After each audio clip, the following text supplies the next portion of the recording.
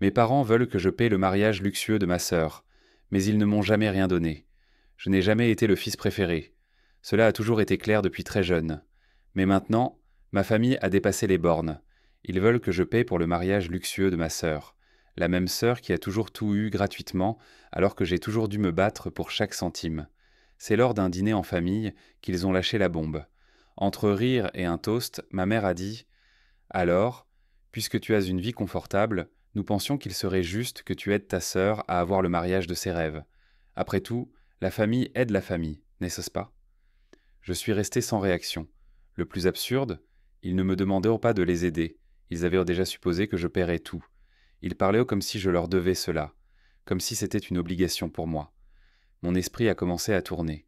Des souvenirs du passé ont envahi mes pensées. Toutes ces fois où j'ai dû me débrouiller seul alors que Clara recevait tout facilement. La voiture neuve quand elle a eu son permis. Les cadeaux chers à Noël. L'université payée intégralement par mes parents. Et maintenant, alors que je suis enfin stable financièrement, ils viennent avec cette exigence absurde. J'ai construit ma vie avec sueur et larmes, en travaillant 2 emplois pendant mes études, en affrontant des dettes et des difficultés. Pensent-ils vraiment que je peux simplement renoncer à tout cela? Ils voulaient que je finance leurs rêves, mais ils ont oublié que j'ai aussi les miens. Mais avant d'expliquer comment tout s'est terminé, ou plutôt comment j'ai réussi à trouver une solution, je dois te raconter qui je suis et comment nous en sommes arrivés là. Depuis tout petit, je savais que quelque chose était différent. Ma sœur a toujours été le centre de l'attention. Alors qu'elle recevait des jouets chers et des voyages de vacances, j'apprenais à me débrouiller avec ce que j'avais. Je me souviens d'un Noël particulier. Elle a reçu un nouvel iPhone et moi, un t-shirt générique. Et ce n'était même pas ma taille. À l'époque, je ne comprenais pas complètement. Je pensais juste que c'était normal. Après tout, elle était plus jeune, et peut-être que cela signifiait qu'elle méritait plus. Mais au fil des ans, j'ai réalisé que cette différence n'était pas passagère. C'était une règle non écrite dans notre maison. Clara passait en premier. Toujours. Les choses sont devenues encore plus évidentes lors des fêtes d'anniversaire. Les siennes étaient des événements grandioses, avec des buffets, des souvenirs personnalisés et même des animateurs engagés. Les miennes, une pizza simple à la maison, au mieux.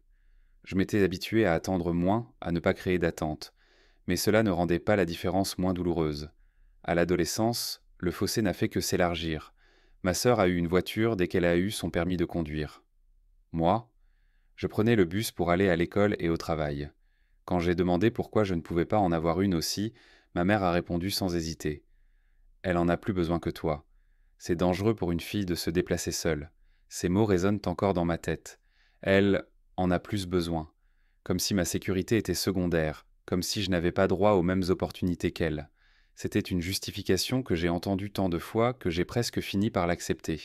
Presque. Quand est venu le moment de choisir des universités, l'injustice a atteint un autre niveau.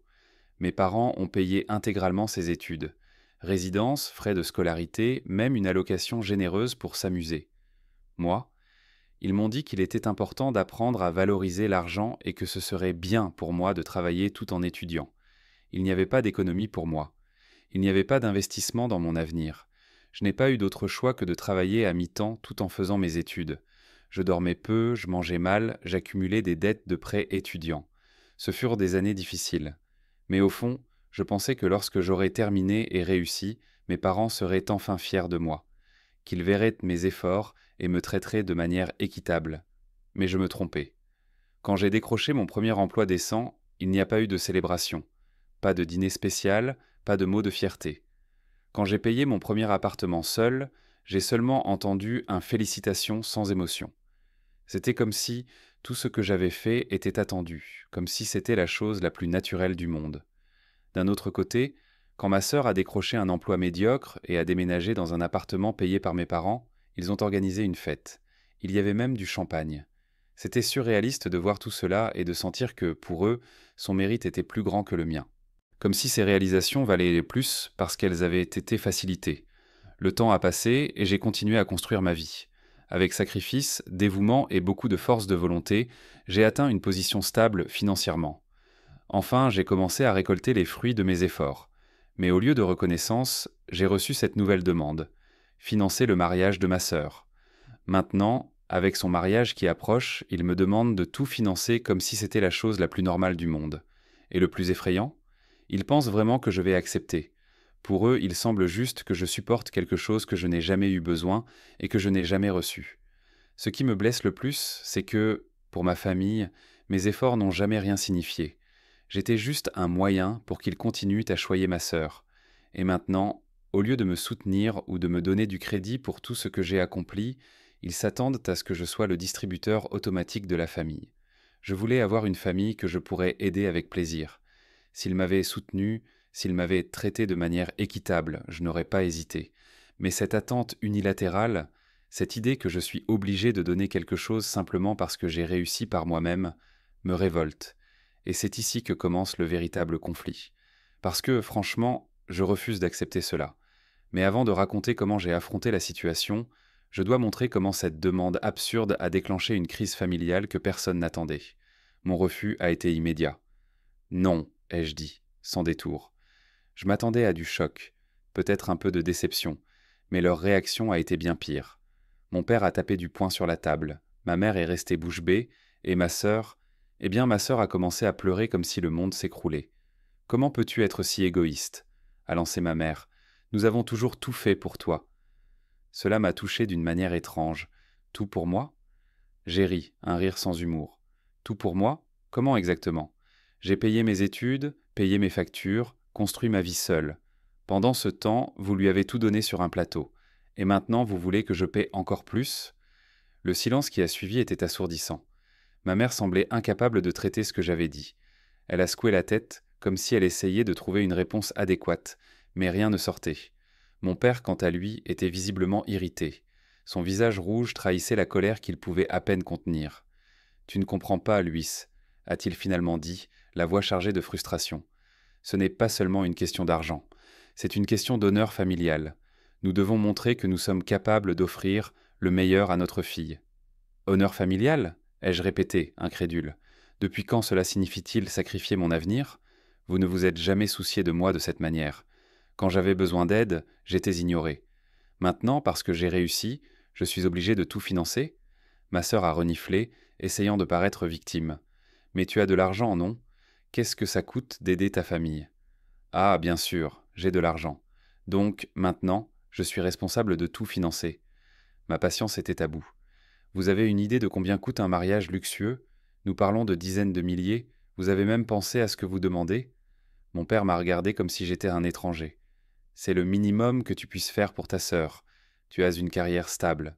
Qu'est-ce que quelques milliers de dollars pour toi? Quelques milliers? J'ai failli m'étouffer. Vous avez une idée de combien de travail acharné se cache derrière ces quelques milliers? Ce n'est pas de l'argent qui apparaît comme par magie. Chaque centime que j'ai a été gagné avec sacrifice. La discussion a continué à s'envenimer. Ma mère a croisé les bras et a adopté un ton accusateur. Si tu ne fais pas ça, tu vas beaucoup nous décevoir. Tu vas montrer que tu ne te soucies pas de la famille. Ah, donc c'était ça, du chantage émotionnel. J'ai refusé de céder. Mais ce qui est venu ensuite était encore pire. Ma mère n'a pas perdu de temps. Elle a appelé tous les parents, se lamentant sur le fait que je abandonnais la famille. Mes oncles, cousins, même des amis de la famille ont commencé à me bombarder de messages, m'appelant ingrat. Certains étaient de plus directs. Tu devrais avoir honte de toi-même. D'autres ont essayé de me convaincre avec des logiques bancales. Ce n'est que de l'argent, après tout. Mais le pire coup est venu quand ma sœur a fait un post sur les réseaux sociaux disant que son mariage était en danger, parce que son frère riche refusait de l'aider. Elle a déformé toute l'histoire, me peignant comme le méchant. Les gens qui ne connaissaient même pas mon histoire ont commencé à me juger, commentant des choses comme « quel frère égoïste » ou « il devrait donner de la valeur à la famille ». Je me sentais attaqué de toutes parts. Ma propre famille m'avait transformé en paria, quelqu'un qui ne méritait ni respect ni compréhension. C'était surréaliste de penser que les mêmes personnes qui ne m'avaient jamais soutenu s'attendaient maintenant à ce que je sacrifie tout pour elles. Au début, j'ai pensé à céder. Peut-être que ce serait plus facile d'accepter la demande et d'éviter tout ce drame. Mais plus je réfléchissais, plus je réalisais que cela ne résoudrait rien. Si je cédais maintenant, il reviendrait avec d'autres demandes à l'avenir. Ce serait un cycle infini d'attentes irréalistes. J'ai décidé de chercher du soutien en dehors de la famille. J'ai parlé à des amis proches, des collègues de travail, et j'ai même consulté un planificateur financier. Tous étaient d'accord. Compromettre mon avenir pour quelque chose qui n'était pas ma responsabilité serait une erreur. Un ami en particulier m'a rappelé quelque chose d'important. La famille, ce n'est pas qui paie le plus, mais qui se soucie vraiment. Ces mots ont résonné dans mon esprit pendant des jours. Je savais que je devais agir, mais je savais aussi que toute décision de ma part aurait des conséquences sérieuses. Pourtant, j'ai pris mon courage à deux mains et convoqué une nouvelle réunion familiale. Cette fois, je ne laisserai personne m'interrompre. Quand nous nous sommes réunis, j'ai commencé calmement, mais fermement. Je comprends que c'est un moment important pour Clara, ai-je dit, et je veux vraiment qu'elle soit heureuse. Mais je dois être honnête, je ne peux pas assumer ses dépenses. Mon budget est limité et j'ai des objectifs personnels que je ne peux pas abandonner. Ma mère a essayé d'argumenter, mais cette fois, je n'ai pas cédé. J'ai expliqué en détail comment j'en étais arrivé à cette position, les années de travail acharné, les difficultés surmontées, les sacrifices faits. Ils ont écouté en silence, certains visiblement mal à l'aise. À la fin, j'ai réussi à imposer une condition, réduire considérablement le budget du mariage. J'ai suggéré des options plus accessibles, comme un événement plus petit, plus intime, qui préserverait tout de même l'esprit du mariage. À ma grande surprise, Clara a accepté. Peut-être que ce sera mieux ainsi, a-t-elle murmuré, hésitante. Ce fut un soulagement de savoir que, au moins sur ce point, nous avions trouvé un compromis. Mais la blessure émotionnelle causée par toute cette situation était encore ouverte. Je savais que reconstruire la confiance avec ma famille serait un processus long et difficile. Dans les jours qui ont suivi cette réunion difficile, il y a eu un silence lourd à la maison. Tout le monde semblait traiter les mots échangés, essayant de comprendre où nous avions fait fausse route et comment nous pourrions avancer. J'avais aussi besoin de temps pour réfléchir. La tension entre nous était palpable, mais je savais que je ne pouvais pas simplement l'ignorer. Ignorer les problèmes n'a jamais rien résolu dans ma vie. J'ai décidé de faire le premier pas. J'ai envoyé un message court à Clara. Nous devons parler. Elle a répondu presque immédiatement, suggérant que nous nous retrouvions dans le café où nous avions l'habitude d'aller quand nous étions plus jeunes. C'était un endroit calme, loin des pressions de la famille. Quand nous nous sommes assis, j'ai pu voir pour la première fois quelque chose que je remarquais rarement chez elle, l'incertitude. J'ai toujours pensé que Clara avait tout sous contrôle, qu'elle n'avait jamais de doute sur elle-même. Mais là, devant moi, il y avait quelqu'un de différent, quelqu'un qui commençait peut-être à remettre en question les attentes placées sur ses épaules. Je sais que j'ai été égoïste, a-t-elle commencé, baissant les yeux. J'ai toujours pensé que tu devais faire partie de cela eh bien, parce que tu as toujours tout fait seul. Je pensais que ce serait facile pour toi. Sa franchise m'a surpris. Je ne m'attendais pas à entendre cela d'elle si tôt. Ce n'était pas facile, Clara, ai-je répondu calmement. Rien dans ma vie n'a été facile, et je n'ai jamais rien demandé à nos parents. Tu as toujours tout eu livré sur un plateau. Elle a soupiré. Je sais. Et maintenant je réalise que j'ai peut-être pris tout cela pour acquis. Je voulais un beau mariage, oui, mais je ne voulais pas que ce soit à tes dépens. C'était un moment étrange mais sincère. Pour la première fois, j'ai senti que nous parlions la même langue. Nous avons parlé pendant des heures, discutant des possibilités réelles pour le mariage. Elle a accepté qu'un événement plus petit, plus intime, serait suffisant pour célébrer son amour et celui de son fiancé. Nous avons convenu de présenter cette idée à nos parents ensemble. Quand nous sommes arrivés à la maison, ils nous attendèrent déjà, visiblement anxieux. Ma mère semblait préoccupée, tandis que mon père gardait cette expression neutre qu'il utilisait pour éviter les conflits. Clara et moi avons discuté, ai-je commencé, choisissant mes mots avec soin. Et nous avons décidé que nous pouvions réduire considérablement le budget du mariage. Ce sera un événement plus petit, plus simple, mais toujours spécial. Ma mère a ouvert la bouche pour protester, mais Clara l'a interrompue avant qu'elle ne puisse dire quoi que ce soit. Maman, je crois vraiment que ce sera mieux. Je n'ai pas besoin de fleurs importées ou d'un gâteau cher. Je veux un mariage qui reflète ce qui compte vraiment, notre connexion avec les gens que nous aimons. Il y a eu un silence gênant. Mon père s'est raclé la gorge, mal à l'aise. Eh bien, a-t-il finalement dit, si c'est ce que vous voulez. Ma mère, cependant, semblait toujours réticente. Mais et les autres? Que vont-ils penser? J'ai pensé à ça, a continué Clara ferme. Si les gens se souciaient vraiment de nous, ils comprendront. Sinon, cela ne vaut pas la peine de s'en préoccuper. Ces mots m'ont profondément touché.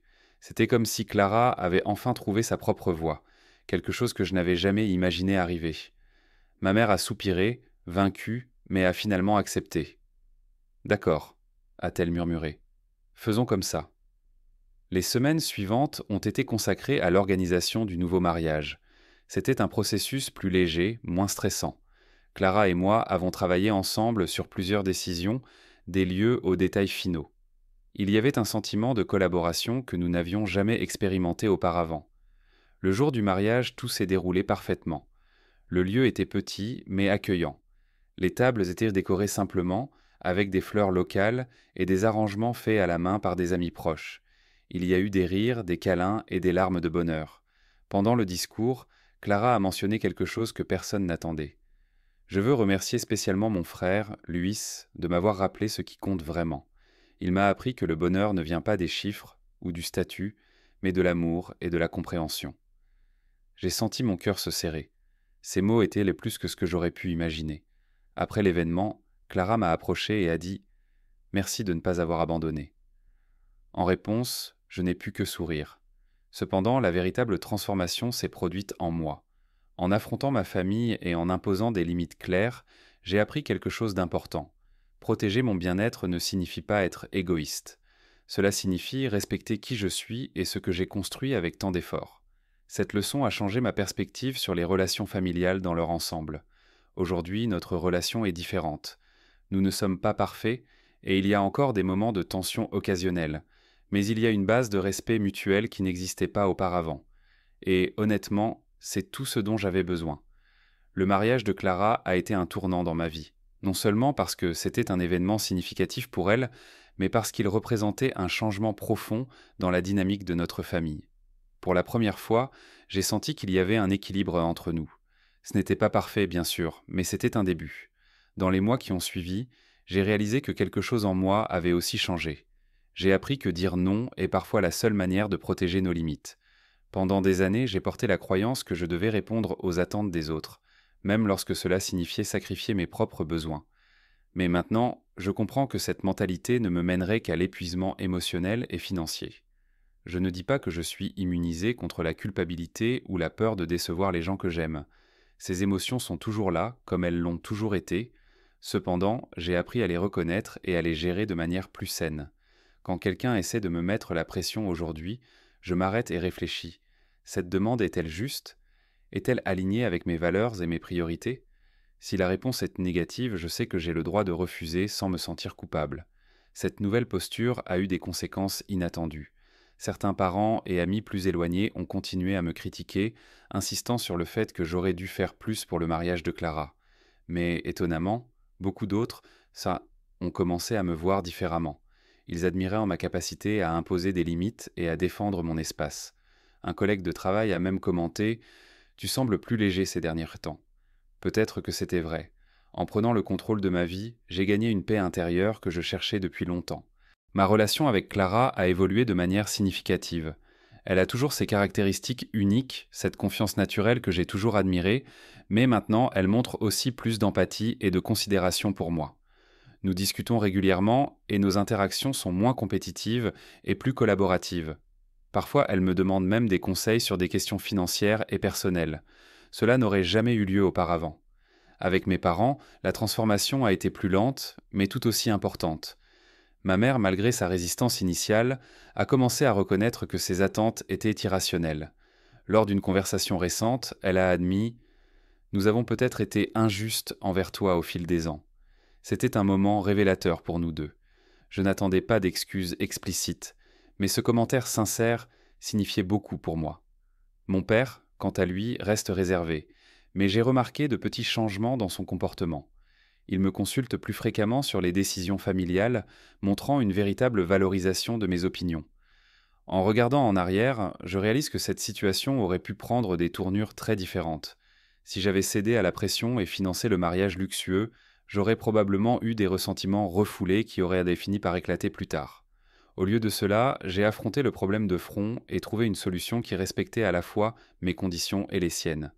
Maintenant, quand je pense à l'avenir, je le vois avec clarté. J'ai des objectifs clairs et je m'engage à les atteindre sans compromettre ma santé mentale ou financière. J'ai appris que prendre soin de soi n'est pas de l'égoïsme, c'est de l'autocompassion. Et par-dessus tout, j'ai compris que les relations véritables se construisent sur des bases de respect mutuel et non de sacrifice unilatéral. Si vous lisez cette histoire et que vous vous identifiez à une partie de celle-ci, je veux laisser un message final. Vous n'êtes pas seul. Beaucoup de gens traversent des situations similaires où ils sont pressés de renoncer à leurs ressources ou à leurs rêves au nom d'autres personnes. Cela peut être douloureux, mais cela peut aussi être une opportunité de croissance personnelle. Permettez-vous de dire non quand c'est nécessaire. Définissez vos limites clairement et défendez-les avec fermeté. Vous méritez d'être heureux et épanoui, tout comme n'importe qui d'autre. Et enfin, j'aimerais vous demander, que feriez-vous à ma place? Chacun de nous a un parcours unique, et les choix que nous faisons façonnent qui nous sommes. Partagez votre histoire dans les commentaires. Ensemble, nous pouvons apprendre les uns des autres et trouver des moyens de surmonter les défis familiaux.